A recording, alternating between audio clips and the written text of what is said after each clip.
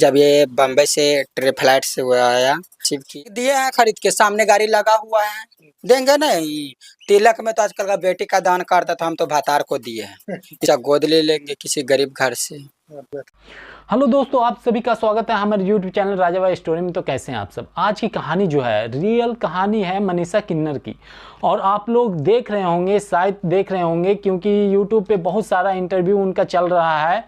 और ये जो कहानी है सब इंटरव्यू से, सब वीडियो से हट के है। ये मनीषा किन्नर जो लाखों रुपए कमाने वाली है, रोज की 1.5 लाख बोल रही, वो खुद अपने मुंह से कि मैं कमाती हूँ रोज की। अरे से ज्यादा तो कभी नहीं कमा सकते। 1 लाख का महीना है, वो रोज है 1 लाख 1.5 लाख। हाँ, तो कैसे कमाती है, कहाँ से कमाती है, और वो पहले क्या थी अभी क्या है, पूरी ये वीडियो में जानकारी मिलेगी आपको। और अभी जो है एक नॉर्मल लड़के से शादी की है, और क्या इससे पहले भी वो शादी की थी क्या।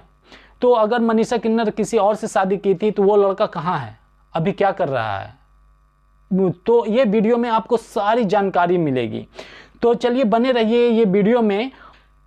ये वीडियो को लाइक करें, कमेंट करें और मेरे चैनल को सब्सक्राइब करें। तो चलिए कहानी शुरू करते हैं।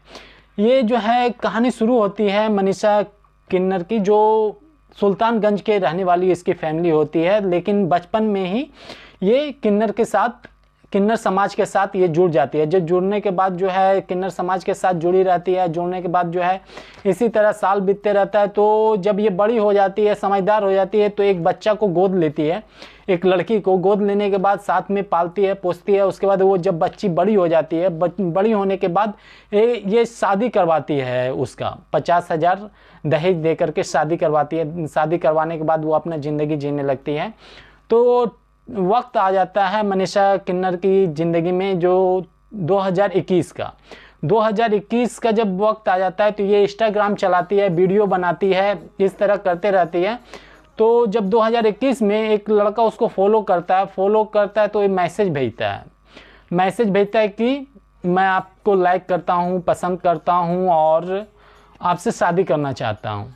तो जो मनीषा किन्नर रहती है वो बोलती है कि नहीं, मैं ये सब चीज़ पे बिलीव नहीं करती हूँ, क्योंकि किन्नर के साथ ऐसा बहुत सारा ये हो चुका है फ्रॉड कि शादी करता है और बाद में छोड़ देता है। तो मैं इस सब पे बिलीव नहीं करती हूँ।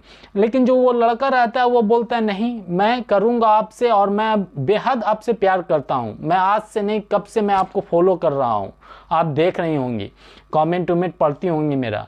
तो मनीषा किन्नर बोलती है हाँ, वो तो मैं तो देख रही हूँ कि बहुत दिनों से तुम मुझे फॉलो कर रहे हो, लेकिन मैं इस सब प्यार मोहब्बत पे बिलीव नहीं करती हूँ। तो वो जो रहता है उसका मिथिलेश नाम रहता है लड़का का। तो वो लड़का बोलता है मिथिलेश कि एक काम कीजिए, मेरे नंबर पे आप कॉल कीजिए, मैं आपको नंबर दे रहा हूँ। तो मनीषा मना करती है कि नहीं, मैं नहीं दे सकती हूँ। लेकिन बोलता है ठीक है, आप अपना नंबर दे दीजिए। तो मनीषा बोलती है कि मैं पढ़ी लिखी उतना नहीं हूँ और मुझे मेरा नंबर याद नहीं है, तो मैं नंबर भी नहीं बता सकती हूँ। तो ये रिक्वेस्ट करता है कि नहीं, मेरे नंबर पे आप कॉल कीजिए, मैं नंबर भेज रहा हूँ। तो नंबर भेजने के बाद फिर वो मनीषा किन्नर जो है फिर वापस कॉल करती है वो लड़का को, मिथिलेश को जब कॉल करती है, तो कॉल करने के बाद वीडियो कॉल पे बात होता है आमने सामने। तो बात होने के बाद जो है वो लड़का एकदम दिलासा देता है कि मैं आपसे शादी करूँगा, कुछ भी हो जाए आपसे मैं शादी करूँगा, मेरा घर वाला माने या ना माने उससे कोई ये नहीं, लेकिन मैं आपसे शादी करूँगा। तो मनीषा किन्नर भी बोलती ठीक है, ये अभी दोस्ती करते हैं, कुछ दिन के बाद फिर हम लोग देखा जाएगा। तो इसी तरह जब मिथिलेश कुमार मुंबई में रहता है, ट्रक ड्राइवर रहता है, ट्रक चलाता है, तो मिथिलेश कुमार उसको बुलाता है कि आप आ जाओ, मनीषा किन्नर को, कि आप आ जाओ मुंबई में साथ में रहेंगे और मुझे आप देख लोगी कि क्या मैं करता हूँ क्या नहीं करता हूँ, आप इससे मुझ पे विश्वास भी करने लगोगी और साथ में यहाँ पे रहेंगे। तो मनीषा किन्नर जो चली जाती है मुंबई में साथ में रहती है। 6 महीना साथ में रहने के बाद प्यार मोहब्बत, साथ में रहना, सब कुछ नॉर्मल से चल रही होती है। 6 महीना के बाद जो है वो रिटर्न चली आती है गोपालगंज, जो वो रहती है गोपालगंज में मोहब्बतपुर मोड़ पे। तो वो उधर चली आती है, वापस यहाँ रहने लगती है। उसके बाद जो बात होता है, बात होने के बाद जो है 6 महीने के बाद उसको बुलाया जाता है, जो 2024 का वक्त आ जाता है। तो उसको बुलाया जाता है, मनीषा बुलाती है उसको कि तुम आ जाओ और हम लोग इधर शादी कर लेते हैं। तो ये जो मिथिलेश रहता है, मिथिलेश मुंबई से फ्लाइट पकड़ता है पटना के लिए, पटना आता है, पटना से जो है फिर सिवान आता है, सिवान से ये मनीषा जाती है गाड़ी रिजर्व कर करके, स्कॉर्पियो उसको ले करके आती है अपने घर। उसके बाद उधर आने के बाद जो है 1 मई 2024 को ये दोनों कोर्ट मैरिज कर लेते हैं। कोर्ट मैरिज करने के बाद उधर से अपना फिर गोपालगंज में 2 जगह कोर्ट मैरिज करते हैं, एक सिवान में और फिर दूसरा गोपालगंज में। 2 जगह कोर्ट मैरिज करने के बाद ये आ जाती है मनीषा अपने घर पे, और उसके बाद जो है मिथिलेश रहते हैं, मिथिलेश जो है बोलते हैं कि हमको गाड़ी चाहिए, शादी तो हो गया लेकिन मुझे गाड़ी चाहिए। तो एक स्प्लेंडर खरीद करके मनीषा देती है उसको कि ये लो गाड़ी ले लो। उसके बाद एक अंगूठी भी देती है, एक चैन भी देती है, और मिथिलेश जो है बदले में एक मंगलसूत्र देता है सोना का। तो इस तरह प्यार मोहब्बत से चलते रहता है सब कुछ। लेकिन एक जो आता है ऐसा दिन जब 1 मई 2024 को जब शादी होती है, लेकिन वो सेम ही मंथ में कुछ ऐसा होता है जो नहीं होना चाहिए। जब 1 मई को शादी होता है, शादी होने के बाद ये लोग घर आते हैं, मनीषा अपना घर लेकर के जाती है, अपना घर को रूम को सब सजाती है।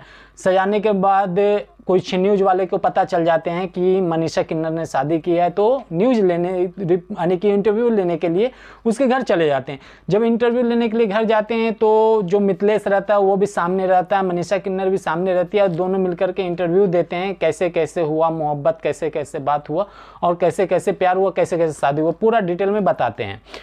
फिर जब घर में जाती है मनीषा और ये दोनों, तो वो अपने घर में जाने का इंटरव्यू दे करके, जब इंटरव्यू दे करके मनीषा अपने घर में उसको ले करके जाती है मिथिलेश को, तो फिर मिथिलेश बताता है कि मुझे गाड़ी चाहिए।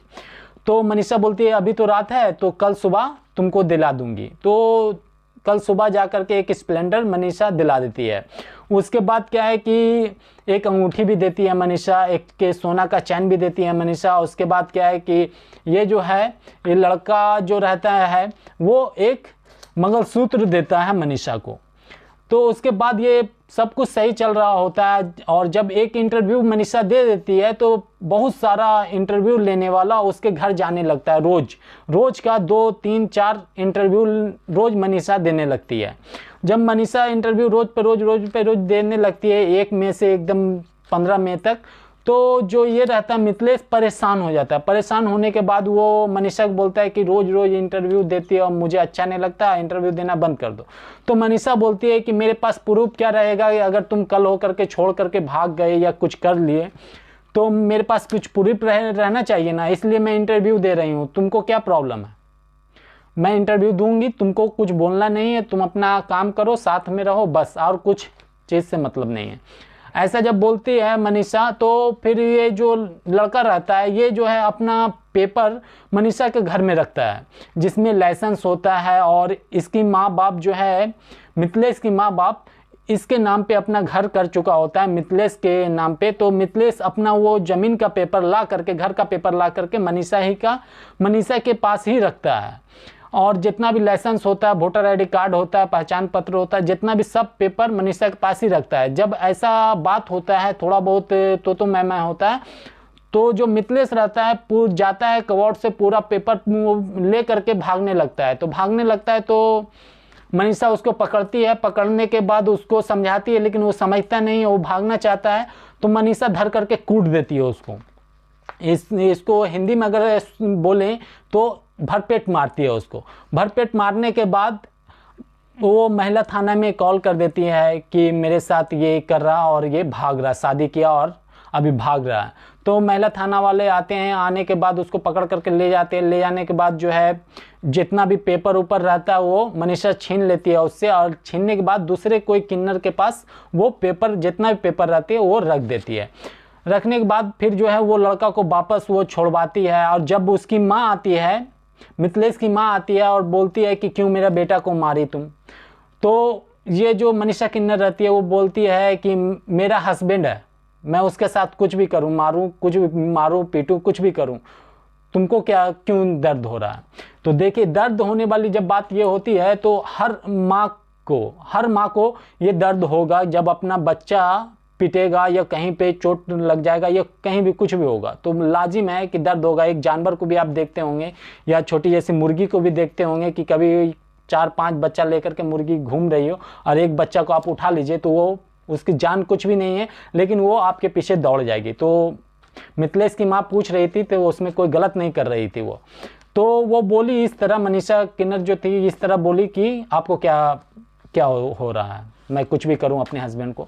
फिर वो थाना में जाती है मनीषा किन्नर खुद और उसको छुड़वा करके लाती है, फिर डॉक्टर को बुलवाती है, इलाज करवाती है उसका। लेकिन कहानी यहाँ पे ख़त्म नहीं होता है। कहानी का गौर करने का पार्ट ये है, बात नोट करने वाली ये बात है कि इससे पहले भी मनीषा किन्नर का किसी और के साथ शादी हुआ था क्या? तो ये बात हाँ में आती है कि हाँ उसकी शादी हुआ था एक बररिया कोर्ट के लड़के से, जिससे बातचीत चल रही रहती है और उससे शादी होती है, वो भी कोर्ट में। तो जब शादी होती है तो सब कुछ सही चल रहा होता है और जो मनीषा किन्नर रहती है वो, मनीषा जी रोज कमाती हैं 1 लाख से 1.5 लाख। ये कहाँ से कमाती हैं? क्योंकि जो है इनका खुद का एक ऑर्केस्ट्रा डांस ग्रुप रहता है, ये खुद से चलाती हैं। और क्या है कि बधाई देने का काम करती हैं, जहाँ पे बच्चा पैदा हुआ या फिर शादी हुआ वहाँ पे जा कर के आशीर्वाद दुआ देने की काम करती हैं। तो इससे 1 लाख से 1.5 लाख रुपया हर रोज ये कमाती हैं। जो मिथिलेश से पहले जिससे शादी हुआ था, जो लड़का से शादी हुआ था मनीषा जी का, तो वो क्या है कि उसको बोला जाता है मनीषा जी के द्वारा कि ये लड़की को लो गाड़ी पे बैठा और जा करके जहाँ डांस हो रहा है उधर छोड़ दो। लेकिन वो लड़का क्या करता है, वो लड़की को ले जाता है, उसके साथ कुछ गलत करता है। वो कुछ गलत करने के बाद उसको मार करके फेंक देता है। फेंकने के बाद जब इसको पता चलता है, मनीषा जी को पता चलता है कि ऐसा ऐसा हो गया, तो फिर जो है वो लड़का के वजह से ये 40,000 फाइन भी भरती है। भरने के बाद जो है वो लड़का को सजा भी दिलवा देती है 20 साल का, जो अभी वो लड़का जेल में है। और वो लड़का रहने वाला जो रहता है बरैया कोर्ट का, तो उसको 20 साल का सजा भी दिलवा देती है और 40,000 अपने तरफ से कहीं भरती है फाइन। उसके बाद ये 2024-15 में को एक लड़ाई हो जाता है। तो ये नहीं लगता है, मेरे हिसाब से आप लोग की क्या राय है ये कमेंट करके बताइएगा। मेरे हिसाब से ये शादी ज़्यादा दिन नहीं चलने वाली है, क्योंकि अभी 15 दिन नहीं हुआ, 1 मई को शादी हुआ और 15 मई को लड़ाई हो गया। यहाँ तक कि थाना तक ये बात पहुँच गया और पेपर बॉन्ड भी बना कि ऐसा नहीं होगा। और क्या आप लोग को लगता है कि यह शादी आगे तक जाएगी? मुझे तो नहीं लगता। और आप लोग को क्या लगता है ये कमेंट करके ज़रूर बताइएगा कि और पहले जो थे वो उसके साथ क्या हुआ। मनीषा जी का ये कहना है कि ऐसा ऐसा वो किया, उसके वजह से हम उसको जेल में पहुंचा दिए 20 साल के लिए। लेकिन ये हकीकत क्या है अब किनको पता। और ये शादी अगर चल गया तो बहुत अच्छी बात है, लेकिन मुझे नहीं लगता है कि ये शादी सक्सेसफुल है। और ये जो हम लोग कभी कभी क्या है, जब किन्नर लोग को देखते हैं ना, तो ये देखते हैं कि कितनी ब्यूटीफुल है। बहुत सारे लड़के, बहुत सारे देखता हूँ मैं, वो लोग बोलते हैं कितनी ब्यूटीफुल है। तो बात तो सही है, बहुत सारे किन्नर रहते हैं, बहुत खूबसूरत रहते हैं। लेकिन आपको ये चीज़ भूलना नहीं चाहिए कि जो किन्नर रहते हैं किनके भक्त हैं, देवी काली जी का भक्त हैं। और जब वो अपना रूप में आते हैं तो इतना रूप खतरनाक होता है कि आप उसको देख करके डर जाइएगा। मैं फोटो भी लगा दूंगा, आप देख लीजिएगा कितना खतरनाक लुक रहता है और रूप रहता है। तो सब कुछ सोच समझ करके इसमें, अगर आप किसी किन्नर से शादी करना चाहते हैं और करने जा रहे हैं, तो पहले अपने आप को देख लीजिए कि मैं उस जगह से निकल पाऊंगा वापस, या फिर ज़िंदगी भर मैं उधर ही रह जाऊंगा। क्योंकि देखिए अभी जो मिथिलेश अभी चाहेगा कि मैं इससे निकल जाऊं, तो ये नामुमकिन है। क्योंकि मिथिलेश का ज़मीन का पेपर उनके पास है, मनीषा जी के पास है, उसका Aadhaar card, voter ID card, license सब कुछ है। यहाँ तक कि उसके माँ से एक बॉन्ड पेपर भी लिखवा ली, वो भी उसके पास है, कोर्ट का एग्रीमेंट पेपर भी उसके पास है। यानी कि सब कुछ जहाँ भी जाएगा वो बच नहीं पाएगा, इतना कुछ कर दिया है। लेकिन क्या है कि कुछ ऐसा न्यूज है कि मनीषा जी ने एक कचहरी के पास, वहीं पे गोपालगंज के कचहरी के पास ही 35 लाख का ज़मीन ली। तो ये भी कोई छोटी मोटी नहीं है, ये भी अपना कुछ कर रही है, कुछ बड़ी। जब 1 लाख 1.5 लाख रोज कमा सकती है तो फिर कुछ भी कर सकती है। और ये ज़रूर आप बताइएगा कि ये शादी सक्सेसफुल चलेगी या नहीं चलेगी। और फिर मिलेंगे एक अच्छी और सच्ची कहानी में। और तब तक आप ये वीडियो को लाइक कर दीजिए, मेरे चैनल को सब्सक्राइब कर दीजिए और कमेंट ज़रूर कीजिएगा। फिर मिलते हैं। जय हिंद।